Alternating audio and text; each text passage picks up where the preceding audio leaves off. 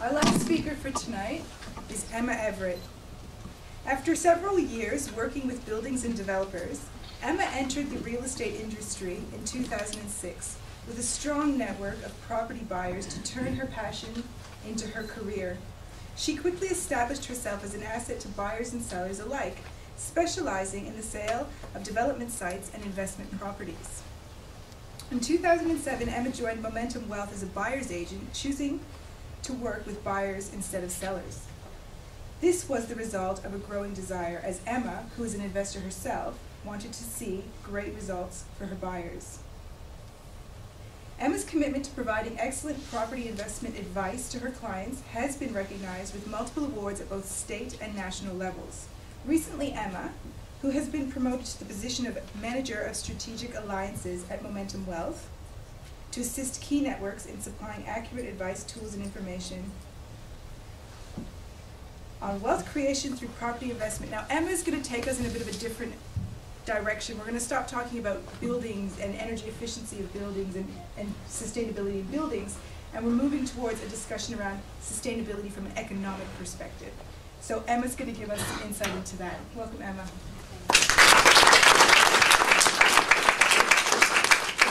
Just trying to find somewhere I can stand. I can see. Now, during the discussion time, by the way, I'm more than happy to take questions about, I guess, market value and sustainable house features, but I won't be commenting on that so much during these 10 minutes. I just wanted to let you know, happy to comment on that.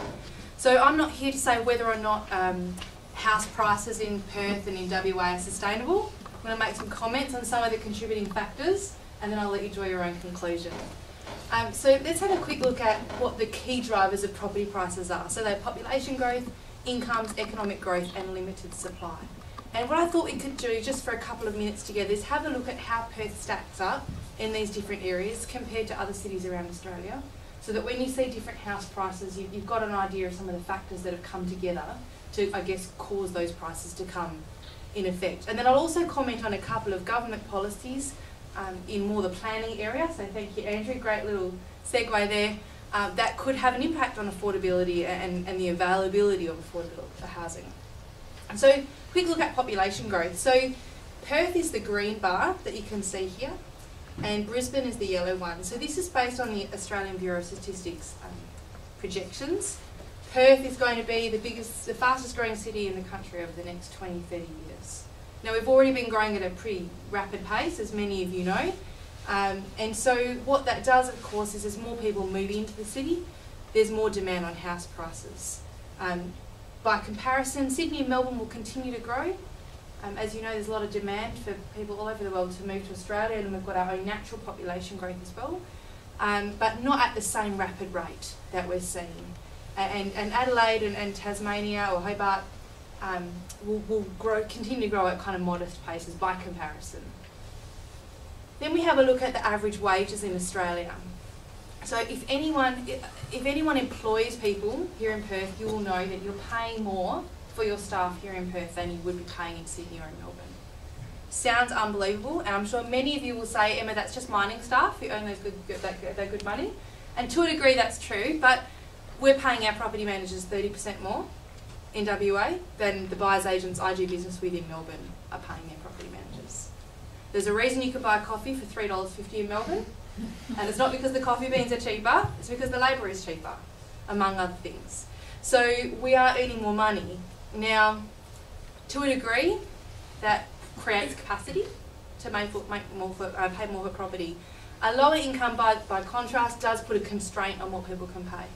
So one of the biggest challenges that the Queensland property market has had over the last 3 to 5 years is that their overall household income has been a bit constrained.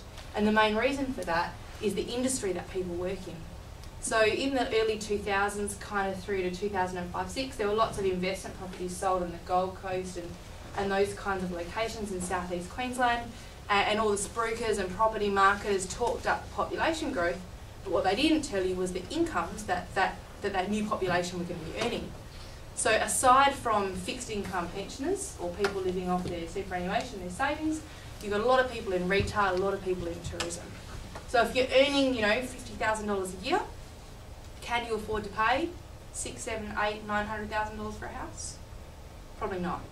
If you want to eat or do anything else other than pay your mortgage. So by contrast, in WA, as you know, we've got a lot of people in mining or professional services. And so Sydney and Melbourne, a lot of people in professional services in the finance sector.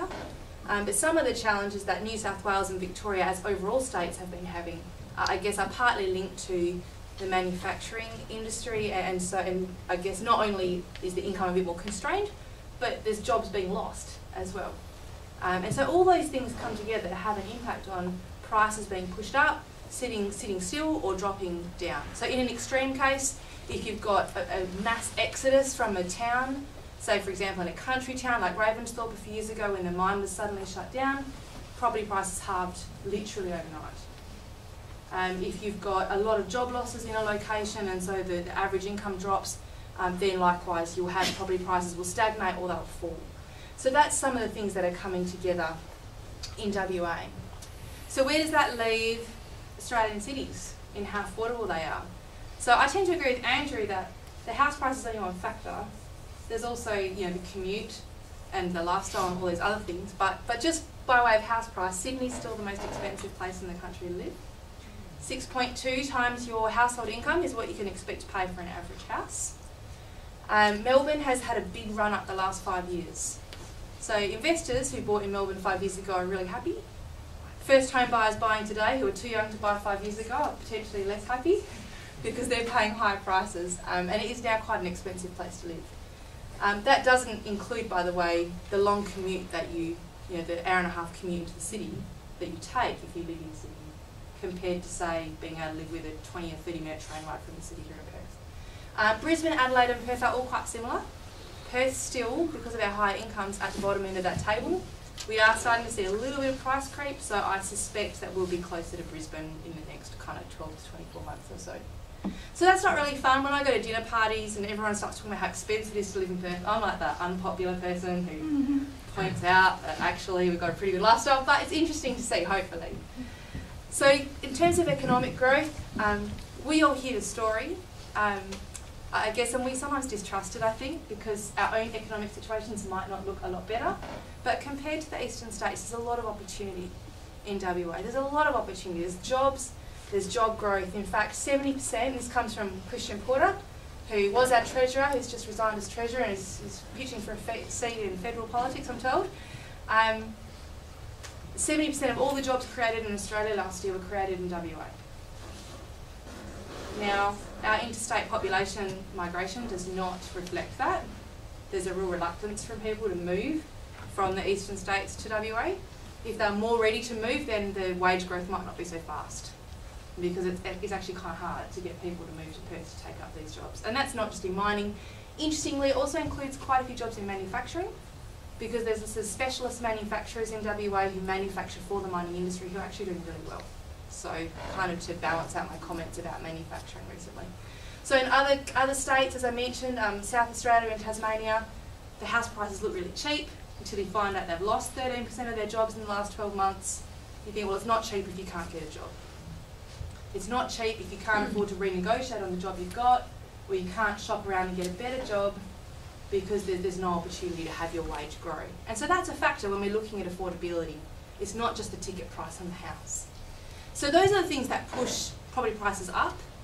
Something else that pushes prices up is supply. And so actually I'll move because I think I'm in the way for this one. So property is like any other commodity. It doesn't matter how high demand it is. If there's a lot of it, the prices will stay stable or they'll drop. The problem with property is that it can take a long time to bring a new property to market. So there's a lot of, I guess, discussion about whether we have enough supply in WA, and that comes up fairly often, 2 or 3 times a year. You'll see it in the paper. I suppose what I wanted to point out is this is just land supply. It doesn't include apartments and buildings, but the supply is not evenly distributed. So when people ask me, what do you think is happening to house prices in Perth, the first thing I say is, well, it depends. It depends where the house is. Because there are some locations where there's lots of supply. There's lots of new houses nearby. Thank you. There's lots of new houses nearby, and so there's no incentive for the prices to go up. There's other areas where there's very limited new supply, and so you can see as you get closer to the city, that's the case. And very limited supply of different types of properties, which means that as there's more demand, the prices do go up. And especially as we get bigger and the roads get more congested, as anyone noticed if they drive here tonight, the demand for those properties a little bit closer to the city does tend to push those prices up. So just to wrap up, a couple of comments about policies to watch. So there's a couple of government policies that are not specifically about affordability but will have an impact. One is Directions 2031, which is about our housing density in WA. So Directions 2031, in a very quick nutshell, has seen the WA Planning Commission give targets to local councils to increase their population density. And that's every local council in Perth. You won't find that whole suburbs are rezoned, but you'll find that pockets of suburbs around train stations, shopping centres and those things are rezoned. So the good thing about that is, from an affordability point of view, is it creates the opportunity for more smaller dwellings. And one of the ways to make a house more affordable is to make it a bit smaller. The challenge of that is, can you get it through council and will people buy it? So that's something to keep an eye on. And I would make the comment that I guess the commute and the car ride and the petrol also costs money. So I think that policy to put more high density accommodation around train stations is a really good one, because that's also part of living a sustainable lifestyle. A couple of other things. NRAS, the National Rental Affordability Scheme, if any of you have heard of that, gives incentives to investors to discount their rent by 20% to qualified applicants. It can work. I guess there are some limitations. One of the main limitations on this policy is that it's tied to brand new property, and I suppose the government wants to see more supply of property because they understand that keeps prices down. They also want to stimulate the construction industry. The problem is that a brand new property will always be more expensive than an old one. So you can have a brand new apartment in Northbridge and discount, let's say it's worth $450 a week to rent out and it's discounted by 20%. Well, if you let an investor discount their 1960s apartment in Maylands, which is only worth $300 a week to rent out by 20%, well, that's a lot more affordable, but there's no facility for investors to do that. So it has some limitations. And the other one that we're watching very closely is one for ancillary accommodation. So that's granny flats. So currently, if you have a granny flat in your backyard, only family can live there. You can't privately lease it out. If you do, that's between you and your conscience. Don't tell your local council. But the WA Planning Commission is considering a proposal and considering a policy that would allow for private rental of granny flats under certain conditions. The big hurdle that they're facing is that some local councils are not on board, and they're also not sure whether that would be detrimental to the building industry, is the feedback that I've heard. So from our point of view, we think that would be a great policy. There's lots of old granny flats sitting around that aren't really getting used, that the market rent, depending on where they are, could be $150 to $300 a week, much cheaper than most rentals that you'll find. Even a brand new 2x1 granny flat in, say, Belmont, close to the city, $300 a week is probably the most you pay. So again, a lot cheaper than, $400 or $500 a week for a house.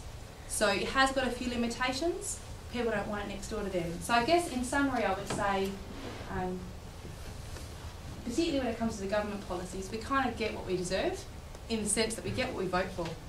So if you want to see these policies come in, then be an active voice in your local council, because trust me when I say that the anti-development voices are quite loud, so you need to be loud as well. Otherwise, these policies won't come in and then we're all affected in the process. Thank you.